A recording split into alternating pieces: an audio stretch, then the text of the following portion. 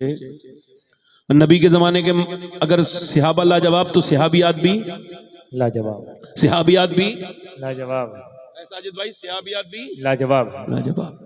हुजूर ने फरमाया कौन कौन अपने बच्चों को जंग में भेजेगा?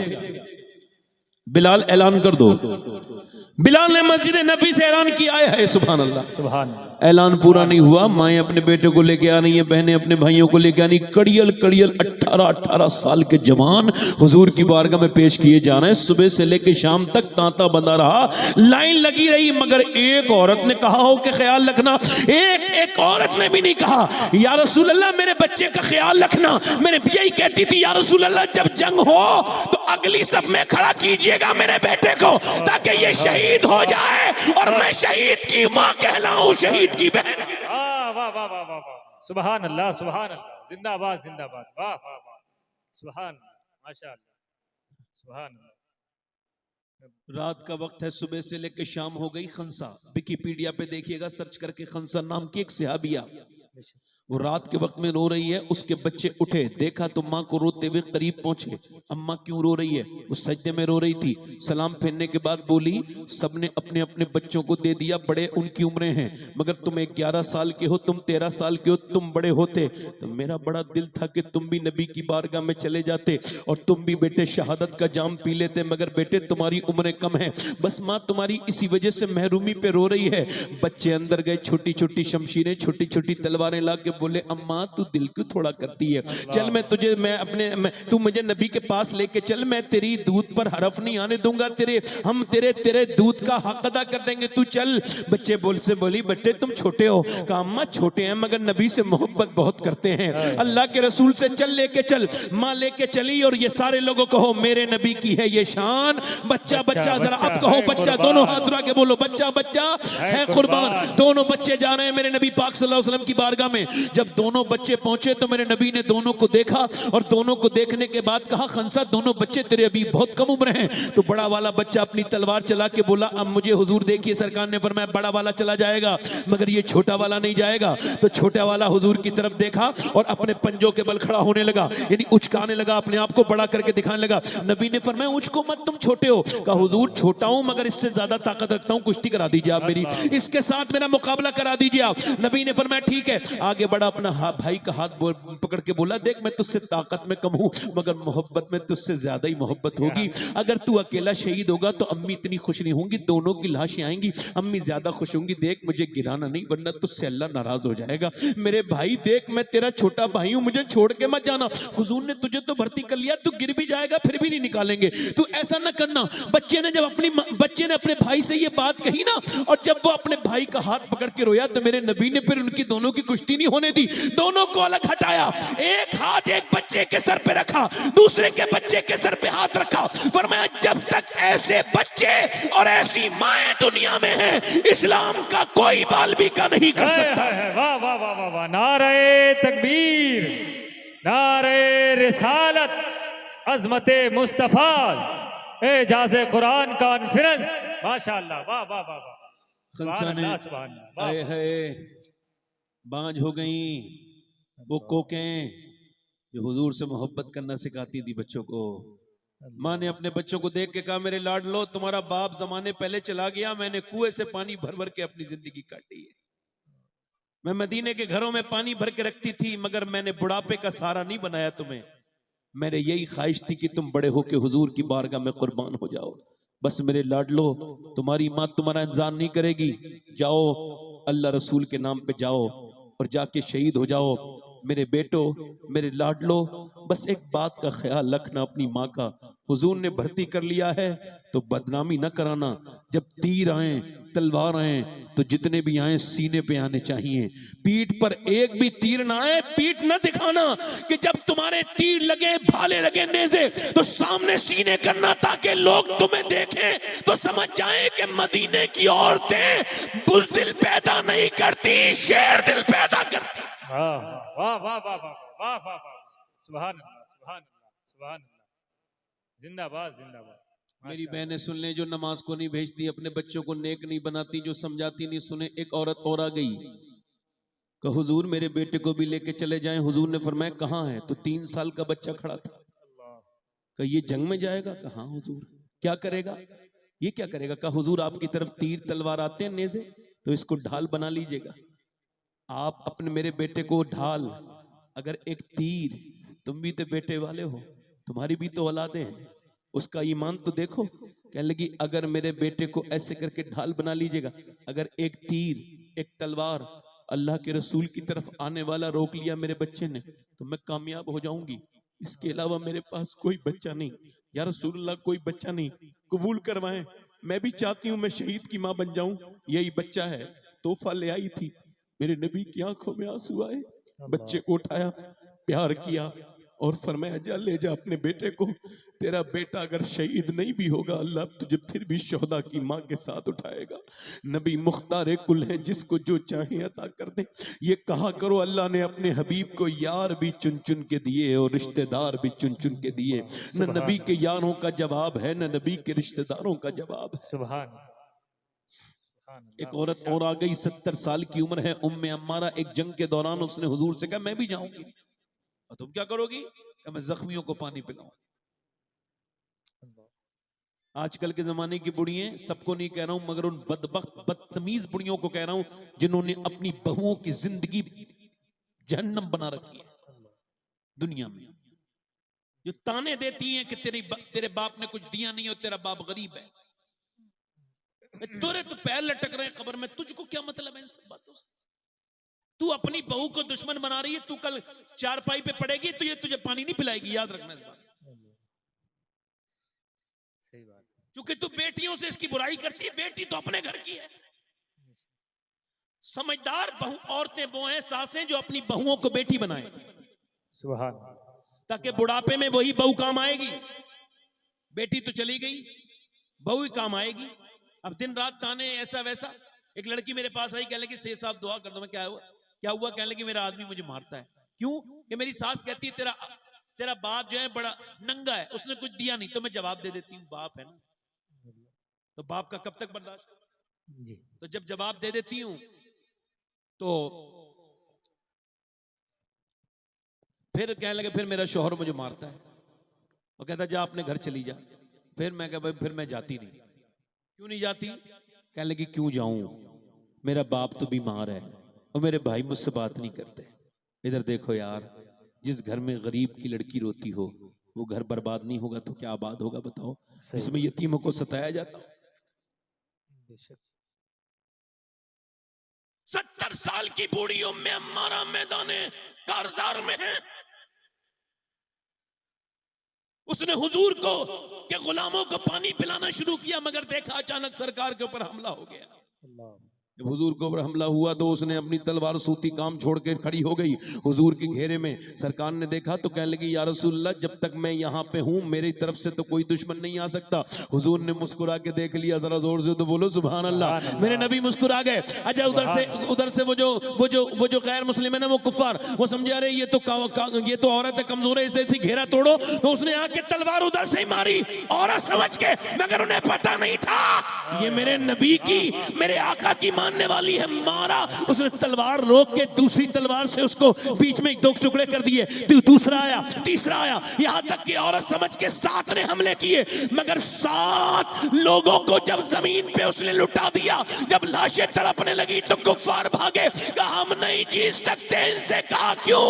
कहा जब 70 साल की उम्मे अम्मारा की तलवार में इतनी धार है तो अली की तलवार का आलम क्या होगा। वाह वाह वाह, नारे तकबीर, नारे रिसालत, एजाज़े कुरान कॉन्फ्रेंस, हुजूर सैयद शबाद मियां साहब क़िबला, नारे तकबीर, नारे रिसालत, माशाअल्लाह, जिंदाबाद जिंदाबाद, सुभान अल्लाह। सुनो मेरी बहनें सुने, अल्लाह।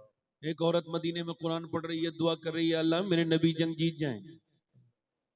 मेरे नबी किसी ने पीछे से आके कहा नबी तो जंग जीत गए मगर तेरा बाप शहीद हो गया। अब सुनो, ध्यान से सुनना, अगर लोग मुझे बगैर किसी परेशानी की तकरीर करने देना तो मेरा दिल बड़ा लग जाता है। अल्हम्दुलिल्लाह, मुझे हुजूर की बातों से कोई भी अच्छी बात नहीं लगती, खो जाता हूं हुजूर की बातों। कि अगर मैं आज मर जाऊं और कब्र में जाऊं तो बस इतनी उम्मीद है हुजूर की बारगाह से, सुभान जब कब्र में जाऊं तो सरकार नजर उठा के इरशाद फरमा दें, अरे भाई फरिश्तों इससे कुछ ना कहना, अल्लाह ये मेरी बातें करते करते अपने दिल पे ले लेता था, सुभान ये रोज दिल से बातें करता था। सुभान इतना तो तमाशा करके दुनिया से जाना चाहिए, तमाशा इतना तो कर गुजरना, नबी का दीवाना हो के मरना, वाह कि लोग देखे तेरा जनाजा कभी कभी इधर से और कभी उधर से। बेशक यार जरा गौर तो करो, औरत से कहा तेरा बाप शहीद हो गया, तो उसने आंखों में आंसू आए, धक्का धक्का लगा ना बेटी को। हमारे अब बाप जब मर जाता है ना तो उसकी बड़ी खातिर तवाज़े होती है, मरने के बाद फातिहा होंगी, जीते जी बाप से, ये सफेद दाढ़ी वाले या पहले से सफेद दाढ़ी वाले थे, ना ना ना, ये भी काली दाढ़ी वाले थे। ये तेरा बाप जो आज सफेद दाढ़ी में हो गया कमजोर, ये कभी बड़ा ताकतवर था, तेरे अंदर कोई भी ताकत नहीं जो इसके अंदर थी, मगर जब इसके यहाँ तू पैदा हुआ ना मेरे लाल, मेरे भाई, मेरे छोटे बेटे, सुन, तो इसने अपने लिए जीना छोड़ दिया, बेशक फिर तेरे लिए जीना शुरू कर दिया। बेशक न दिन देखा न रात देखा, कमाता रहा, लाता रहा, परदेश खाता रहा।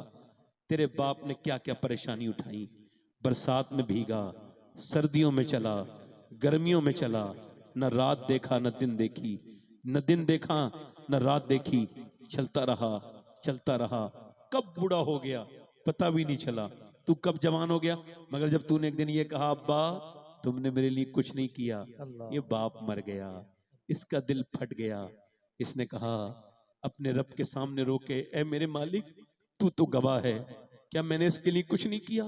कभी बाप बनोगे तो पता चलेगा कि बाप क्या करता है। जब तक बाप जिंदा है हमने बड़ी दुनिया देखी, मैंने बड़ा हिंदुस्तान देखा और मुल्कों में भी गया। 24 साल हो गए मेरे वालिद को दुनिया से गए हुए, 24 साल, 12-13 साल से मैं तकरीर करता हूँ। सब लोग सुन के कहते हैं आप अच्छी तकरीर करते हैं, ठीक है, अल्लाह उनकी उस बात को कबूल कर ले कि मैं अच्छी तकरीर करने लगूं, मगर कभी कभी सोचता हूँ यार सबने तकरीर सुन ली, एक मेरा बाप एक तकरीर सुन लेता, वो माली भी एक तकरीर सुन लेता, जिसने ये पेड़ लगाया था कि जब वो फल उतरे तो पेड़ रोने लगा। किसी ने पूछा क्यों रोता है पेड़, आज तो पहली बार फसल आई है। कहने लगे सब हैं मगर वो माली नहीं है, वो नहीं है। यार कभी बाप हो और बाप की तरह कोई दूसरी आवाज होती है, नहीं नहीं, माँ होती है। माँ जिस कमरे में हो उस कमरे में जो रौनकें होती हैं, माँ बाप घर से चले जाएं सब कुछ होता है। किस्मत ने किया दौलत ममता से है महरूम, है सहरी व अफ्तार मगर है दौलत का है अंबार, मगर तेरी कमी है। और रमजान की रौनक थी तेरे दम से दोबाला, है सहरी व अफ्तार मगर तेरी कमी है। ये माँ बाप हैं तो आज इनके हाथ चूम लिया करो। किसी पीर के हाथ चूमने वो मजा नहीं है जो बाप के हाथ चूमने में मजा है।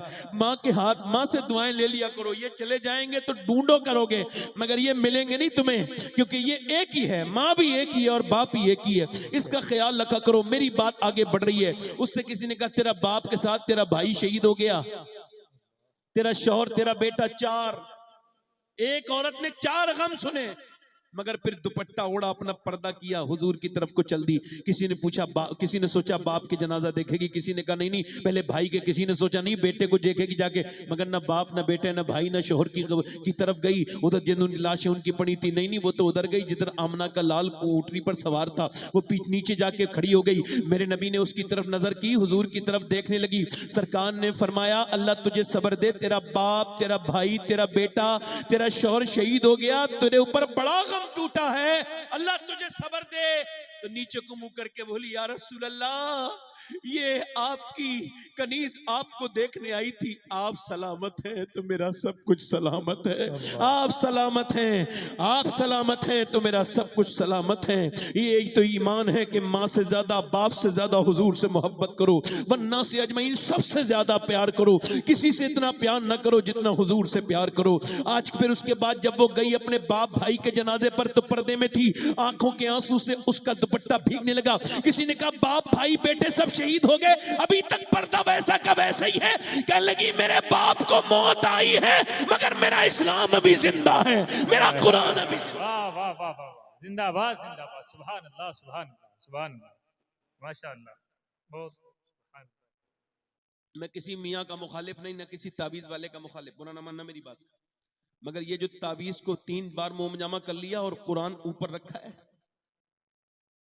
उस पे गर्द जमी भी है, वो उठाया नहीं। इमाम गजाली कहते हैं जो जितना जिसका दिल साफ होता है वो उतना ही कुरान पढ़ता है। गौसुल आजम 1 महीने में 60 कुरान खत्म करते थे।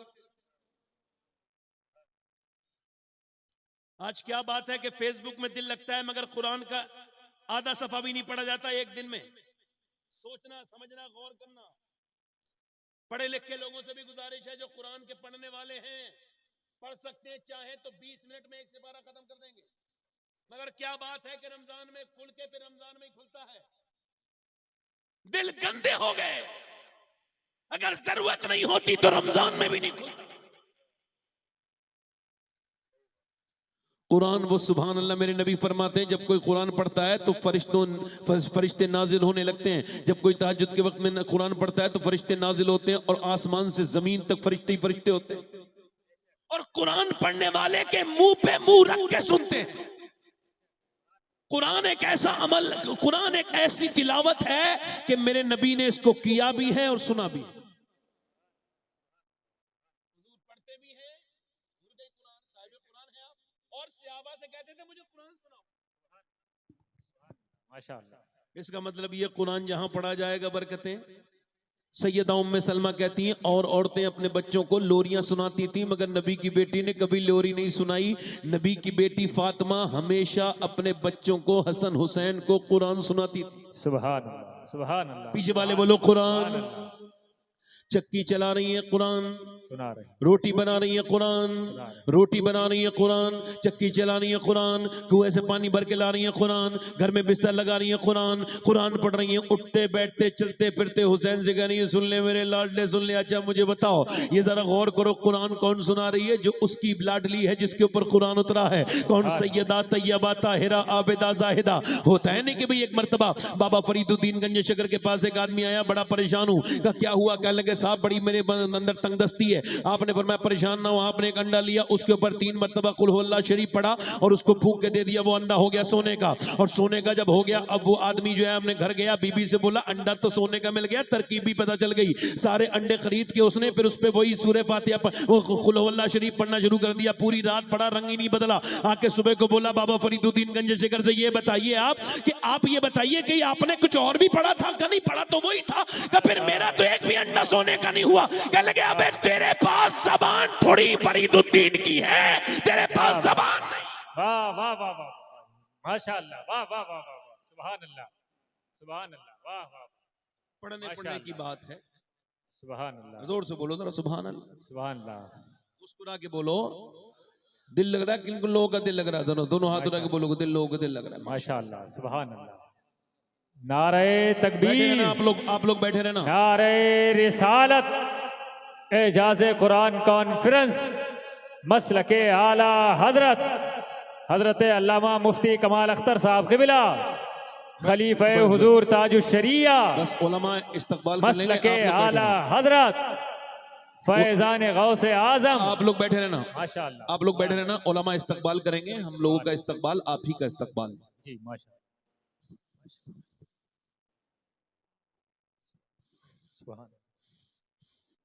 आप देख रहे हैं सूफी वासफा आलिम बाअमल और एक ऐसी शख्सियत जो हर वक्त अल्लाह का जिक्र करती है। मुफ्ती साहब किबला को मैंने सफर में भी देखा बैठी, और भी जगहों पर मेरी मुलाकात हुई, तो अल्लाह ने मिजाज में सुभान अल्लाह बड़ी बरकतें अता की हैं मुफ्ती साहब को। ये जो हमारे उलमा हैं, ये अकाबिर हैं इस वक्त, ये गनीमत है। बेटा या एक तरफ बैठ जाओ या एक ही तरफ बैठ जाओ, हो सके तो इंसान के बच्चे बनने की कोशिश करो। अब मेरी बात इधर ध्यान दे लें। तो मुफ्ती साहब क़िबला की दुआओं के साथ इधर देखो, तवज्जो करो। एक आदमी तावीज करता है और वो झूठा है। मैं झूठे ही तावीज करने वालों कह रहा हूं। एक बार मैं तकरीर ऐसी कर रहा था खराब लोगों के खिलाफ, तो एक सही आदमी बुरा मान गया। मैं कह लगा मैंने दरे जन्नत से रिजवान को पुकारा था, लो आ गई रिजवान, ला हौला वला कुव्वत। हमने तो नहीं कहा था कि भाई हम आपसे कह रहे हैं। तो उसने कहा, औरत उसके पास गई और जाके बोली कोई ऐसा अमल बताओ मेरा आदमी मुट्ठी में आ जाए, ले मुट्ठी में आ जाए। वो कह रहा है ठीक है। अब वो पैसे बता रहा है इतने, वो बेचारे कहीं से भी पैसे लेके जा रही है उसी आदमी, अब उसको पैसे दे रही है। वो भी लिख रहा है ताबीज, उसको खुद पता है मेरी वाली खुद मेरे मुट्ठी में नहीं, मैं उसको ताबीज दे दिया कि लो भाई आप अपना जो है ये ताबीज ले लो। अब वो ताबीज लेके चली गई। मेरे कहने का मतलब ये मुट्ठी में लाने के लिए ताबीज की जरूरत नहीं है, मुट्ठी में लाने के लिए आपको किरदार की जरूरत है। जब मौला अली घर में आया करते थे तो सैयदा फातिमा मुस्कुरा के सलाम किया करती थी। ये नबी की बेटी की वो सुन्नत है कि सारे ताबीज और मौलाना एक तरफ और फातिमा तो ज़हरा का तरीका है। वाह वाह वाह वाह वाह, नारे तकबीर, नारे रिसालत, एजाज कुरान अच्छा, आप सुनो। कॉन्फ्रेंस, शान अहले बैत मुस्तफा। ये अजीब सी सुभान अल्लाह। अजीब सी बेहयाई फैली है मुआशरे में। बेशक। औरतें अपने मर्द के लिए मेकअप नहीं करती, जिनके लिए जायज है, सवाब है ना भाई। औरतें अगर अपने मर्द के लिए सजें तो जितनी बार आईना देखें, आला फरमाते हैं जितनी बार आईना देखें उतनी ही सदके का सवाब। अगर अपने मर्द के लिए देखें इस वजह से ये बहके ना, जब मुझ पे नजर पड़े तो मोहब्बत बढ़ जाए भाई। मैं के भी इसी वजह से तो, मगर जिसने कपड़े ला के दिए, जिसने मेहनत करके दी, उसे तो वही मैले कुचेले कपड़े और बगैर धुलावा मुंह दिखा रही है। और जब शादी में जा रही है तो वो खराब से कपड़े पहन के बेकार से, उससे किसी ने पूछा ये बताओ, अपने आदमी से कहने लगी कैसी लग रही हूं मैं, आप बताइए। उसने कहा मैं तो घर पे सुबह भी होता हूँ शाम भी होता हूँ, जब चाहे कपड़े पहन के पूछ लो कैसी लग रही हो। अब तो तुम शादी में उन्हीं लोगों से जाके पूछो जो औरतों को देखने आते हैं, वो बताएंगे तुम्हें कि तुम कैसी लग रही हो। कहने लगी मुझे दूसरे मर्द देखेंगे, कहाँ दूसरे ही देखेंगे। नबी फरमाते जिसकी औरत बेपर्दा घर से बाहर निकले और उसका आदमी उस पर राजी हो, एक कदम के बदले 1 साल उसके आदमी को जहन्नम में जलना पड़ेगा। जरा गौर करें कितनी सख्ती है। दयूस है वो आदमी जिसके घर की औरत बेपर्दा रहे। इधर देखें लोग हमसे बातें करते हैं, हमें बताते हैं, हम ज्यादा कुछ सुनना नहीं चाहते, एक बात जरूर आपको बताना चाहते हैं। लोग कहते हैं फलां की लड़की चली गई, इसकी लड़की गैर मुस्लिम, कहते हैं हमने इतनी लड़कियां बदलनी, इतनी कन्वर्ट करनी, इतनी कन्वर्ट करनी, इतनों का इस्लाम बदल लिया।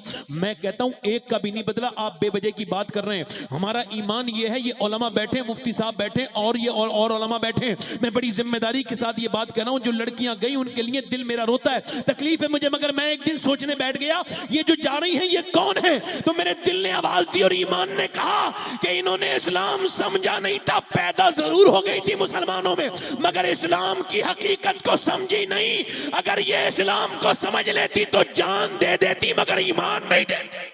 वाह वाह वाह वाह वाह, बेशक बेशक बेशक। ईमान, वाह वाह, ईमान, नहीं ईमान। नहीं। और इसकी बहुत बड़ी मिसाल है फिलिस्तीन। फिलिस्तीन में तकरीबन 1 लाख के आसपास मुसलमान शहीद हो चुके हैं। कितने? और वो जंग इतनी खतरनाक है कि अब उसको लोगों ने कवर करना भी बंद कर दिया, मीडिया ने उधर से हटा लिया, हालांकि जंग जारी है। हाँ। मुझे तो वो पहले जमाने के मुसलमान याद आते हैं कि हमने अपने गांव में देखा, चौपालों पे देखा कि जब सद्दाम हुसैन की खबरें आती थी तो लोग रोते थे। हमने एक दिन अपने एक ताया से पूछा ये बताएं आप क्यों रोते हैं सद्दाम की खबरों पे, वो तो कहाँ इराक का रहने वाला है। कहने लगे कलमा तो वही पढ़ता है ना जो मैं पढ़ता हूँ। कितने लोगों ने सद्दाम के ऊपर नाम रखे थे, बोलो सद्दाम का जब शहादत हुई थी कैसा गम का, मगर अब किसी को ये देखो। लोग कहते हैं कि जब ऑस्ट्रेलिया के जंगलों में आग लगी तो बॉलीवुड हॉलीवुड के लोग चीख पड़े, पूरी दुनिया के बड़े बड़े लोग अपने आप को कहने वाले हमदर्द इंसानियत के, वो सब चीखने लगे कि जानवर न मर जाएं, जानवर न मर जाएं, आग बुझाई जाए, ऑस्ट्रेलिया के जानवर न मर जाएं। मगर 1 लाख के तकरीबन फलस्तीनी शहीद हो गए। किसी हॉलीवुड बॉलीवुड वाले को ये तमीज नहीं, ये तौफीक नहीं हुई कि वो कह देता कि मुसलमानों को गलत किया जा रहा है, मुसलमानों को। आपको पता है 12,000 बच्चे तो वो शहीद हुए जिनकी 10 साल से कम उम्र है, और अम्मा अपने बच्चे को उठा रही है तो उस किसी का हाथ आ रहा है, किसी का पैर। मेरा तो दिल बड़ा रोता है, मैं तो बहुत गम है मुझे इस बात का कि जो बच्चे जी गए उनको देखो, एक एक ब्रेड के पीछे 3-3 बच्चे हैं। फलस्तीन के लोगों जरा गौर तो करो, ऐसे जुल्म और बर्बरियत का शिकार है वो मुसलमान। अल्लाह हमारे हाल पे रहम फरमाए, अल्लाह इस कौम पर रहम फरमाए, हमें दीन समझने की तौफीक दे। अल्लाह हमसे नाराज है, हमसे राजी हो जाए, हमारी खताओं को माफ करे।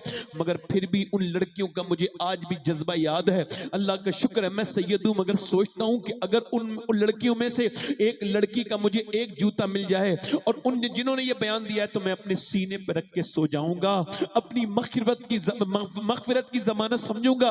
एक जूता किन लड़कियों का जिन्होंने आज के दौर में ये कहा, सुन लेना मेरी बेटियों बेपर्दा रहने वाली, सुन लेना, सुन लेना, खाना खा खा के बेपर्दा रहने वाली, सुन लेना 10-10 हजार के सूट पहन के बेपर्दा रहने वाली, सुन लेना आधी आधी आस्तीन के कपड़े पहनने वाली, सुन लेना फिटिंग के लिबास पहनने वाली हैं, ये सब हराम काम है। सुन लेना मेरी बेटियों, बुर्का ओढ़ करके, बुर्का पहन करके अपने जिस्म को टाइट करके जमाने को दिखाने वाली मेरी बेटियों, मेरी बहनों, सुन लेना उन औरतों की बात।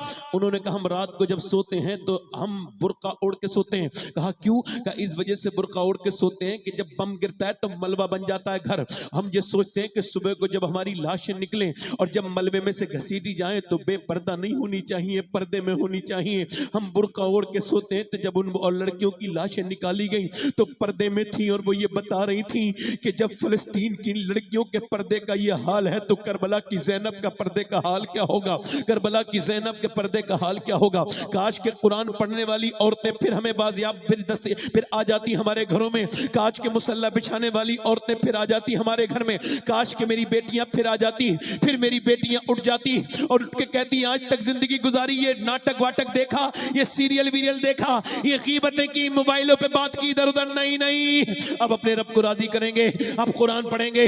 ये कुरान क्या है? ये कुरान नस्लों से निकल गया, अब कुरान नहीं पढ़ते लोग। और कुरान क्या है? कुरान मेरे रब का कलाम है, इसमें शिफा है। ये क्या है? वनुनज़्ज़िलु मिनल कुरानि मा हुवा शिफाउन व रहमतुल लिल मुमिनीन। ये क्या है? ये कुरान शिफा है। और ये किसके लिए शिफा है? ये सिर्फ जिस्म की बीमारी के लिए नहीं, ये रूह की बीमारी के लिए भी शिफा है, ये हसद के लिए भी शिफा है, ये बीमारी के लिए भी शिफा है। कुरान एक ऐसी शिफा है जहां पढ़ा जाए वहां शिफा आ जाती है। अगर कुफ्र के बीमार के सामने कुरान पढ़ दिया जाए तो उलमा कहते हैं उसका कुफ्र खुलने लगता है। यानी जब मक्के में फातिमा बिन्ते खत्ताब कुरान पढ़ती है तो उसका भाई उमर बिन खत्ताब फारूक आजम बन जाता है, और जब मदीने में फातिमा ज़हरा कुरान पढ़ती है तो फिर उनका बेटा हुसैन शहीद आजम बन जाता है। ये वही कुरान है। इस कुरान को पकड़ना पड़ेगा, ये कुरान को देखना पड़ेगा, इस कुरान की तिलावत करनी होगी। यही कुरान है जो नबी का सबसे बड़ा मौजज़ा है। यही कुरान है कि जिसे पढ़ने से हजरत इमाम अहमद बिन हम्बल ने अल्लाह को ख्वाब में देखा, अर्ज़ की मालिक तुझे राजी करने के लिए, तुझे तेरी मार्फत के लिए कौन सा अमल किया जाए? अल्लाह ने फरमाया मेरा कुरान पढ़ा जाए। बेशक, सुभान अल्लाह, सुभान अल्लाह, सुभान अल्लाह। क्या पढ़ा जाए बोलो? कुरान। और आखिरी बात बयान करके बात को खत्म कर रहा हूं। मेरी बहनें सुन लेगी, काफी मेरी बहनों ने सुन लिया। आखिरी बात, कुरान शिफा है। बेशक। अल्लाह ताला आप सबको बरकत अता फरमाए, रहमतें अता फरमाए। उम्मीद करता हूं एक वाक़े से मेरी बहनों का दिल लगेगा। एक दो सहेलियां हैं हिंदुस्तान में, एक गैर मुस्लिम है, एक मुस्लिम है, दोनों पड़ोसन है, दोनों सहेलन भी है, सहेला है। और ये एक कुरान पढ़ रही है, वो छोटी सी बोली तुम क्या पढ़ती हो? मेरी अम्मी मुझे कुरान पढ़ाती है। क्या तुम्हारी अम्मी मुझे पढ़ा देंगी ये कुरान? कहा ठीक है पढ़ा देंगे। अम्मी के पास गई, कहा आप मुझे कुरान पढ़ा देंगी? कहने लगी तुम अपने घर जिक्र न करना, हम तुम्हें कुरान पढ़ा देंगे। उसने कहा ठीक है। अच्छा, वो गैर मुस्लिम की लड़की वो उससे जल्दी कुरान पढ़ गई। जरा जोर से तो बोलो सुभान अल्लाह। कुरान उसने पढ़ लिया। कुरान हुदल लिन्नास है, ये लोगों के लिए हिदायत है, ये एक मजहब के लिए हिदायत नहीं, इंसानों के लिए। बेशक, बेशक। उसने क्या किया? कुरान पढ़ लिया नाजरा, फिर हिफ्ज भी कर लिया। वो बोली मैं हाफजा करूंगी और मैं भी करूंगी। उसने भी हिफ्ज कर लिया, हिफ्ज कर लिया, दोनों ने हिफ्ज कर लिया। सुभान अल्लाह। अच्छा, वो जवान हो गई, शादी का वक्त आया तो रोने लगी। अपनी मुल्लानी के पास आके, अपनी बाजी के पास आके रोने लगी। कहा क्यों रो रही हो? कहा मैं तो कुरान पढ़ के मुसलमान हो चुकी हूँ, मैंने अपना ईमान छुपाया, मगर अगर बताऊंगी तो मेरा बाप मुझे कत्ल कर देगा। मगर जिसके साथ रिश्ता किया है बड़ा कट्टर है, सख्त दुश्मन है मुसलमानों का, क्या करूं? उसकी बाजी ने सर पे हाथ रखा, मुल्लानी ने, और कहा बेटी बिल्कुल फिक्र न कर, जिस कुरान से तू मोहब्बत करती है यही कुरान तेरा हामी और नासिर बनेगा, तेरी मदद करेगा, यही कुरान तेरे लिए काफी है। कुरान दे दिया, छुपा के ससुराल चली गई, शादी हो गई, एक बच्चा हो गया। कुरान पढ़ती थी, घर से चला जाता था शौहर, कुरान पढ़ती थी, नमाज पढ़ती थी, रोती भी थी और अल्लाह से दुआ करती थी, अल्लाह मेरे घर वाले को ईमान की तौफीक दे। दूसरा बच्चा, तीसरा बच्चा, खैर 3 बच्चे हो गए। एक दिन शौहर की तबीयत बिगड़ी, तबीयत का इलाज जब चेकअप करा के घर में आया तो रोने लगा। बीबी ने कहा क्यों रोते हो? कहने लगे तुम इतनी खूबसूरत हो, मेरी इतने कहना मानती हो, इतना ख्याल रखती हो, तुमने मेरा आज तक कभी जब बात नहीं टाली, तुम कितनी शरीफ हो, मगर तुम विधवा हो जाओगी और मेरे बच्चे यतीम हो जाएंगे। कहा क्यों? कहा मुझको कैंसर हो गया है और डॉक्टर ने कहा तेरा कैंसर आखिरी वक्त में है। ये कह के बच्चों से चिपट चिपट के जब वो रोया, वो औरत भी रोने लगी, मगर आगे जाके बोली अगर तुम्हारे पास तो कोई इलाज नहीं, मगर आप मेरी बात पे यकीन करें और मेरी बात माने तो मेरे पास इलाज है आपका। कहने लगा किसी डॉक्टर के पास कैंसर का इलाज नहीं, तेरे पास कहां से है? कहा मेरे पास है, बस आप वादा करो कि अगर आप ठीक हो गए तो आप किसी भी सूरत में मेरी बात मानोगे। उसने कहा ठीक है। वो अंदर गई, उसने अपने मुल्लानी को देखा था कि जब कोई बीमार आता था तो उसमें वो सूरह फातिहा पढ़ती थी और दम करके दे दी थी। अच्छा इसने जब सूरह फातिहा पढ़ा तो हमारी तरह नहीं पढ़ा, जरा दिल से पढ़ा, जरा दिल लगा के पढ़ा। इसने पानी को रखा अपने सामने और फिर उसने 2 रकात नमाज पढ़ी और फिर रो के बोली इय्याका नअबुदु व इय्याका नस्तईन पे जब पहुंची तो रो के बोली मालिक मैं तुझे पूछती हूँ, तुझसे ही मदद चाहती हूँ, शिफा दे दे शिफा देने वाले, तू ही हकीकी शाफी है। ऐसी रोई, रोते रोते रोते रोते उसने रोज उसको पिलाना शुरू कर दिया। 3 महीने पिलाया, आदमी की तबीयत को ठीक हुई, डॉक्टर को दिखा के आया, रिपोर्ट देख के मुस्कुराया, घर में खुश खुश दाखिल हुआ। क्या हुआ? कहने लगे बेगम मेरी आज रिपोर्ट उसी डॉक्टर ने देखी और 2 मरतबा चेकअप कराया और कहने लगा ऐसा लगता है कि तेरे अंदर कभी कैंसर के जरासीम थे ही नहीं, तेरे अंदर कभी कैंसर था ही नहीं, तूने कौन सा ऐसा जादू कर लिया? औरत से बोला तूने क्या मुझे क्या तूने मुझे पढ़ के पिलाया बता। कहने लगी जिस कुरान से तुम नफरत करते हो, जिस इस्लाम से तुम वही कुरान पढ़ पढ़ के दम किया है। आदमी से बोली अब बात को टालना मत, अब तुम्हें ये मानना पड़ेगा मेरी बात के कलमा पढ़ो। वो बोला तू ना भी कहती मैं फिर भी कलमा पढ़ता। अरे जब जिस खुदा को मैं मानता नहीं उसके कुरान ने मुझे इतनी शिफा दे दी, अगर मैं उस पर ईमान लाऊंगा तो मेरा क्या हाल? सुभान अल्लाह। नारे तकबीर, नारे रिसालत, एजाज़े कुरान कॉन्फ्रेंस।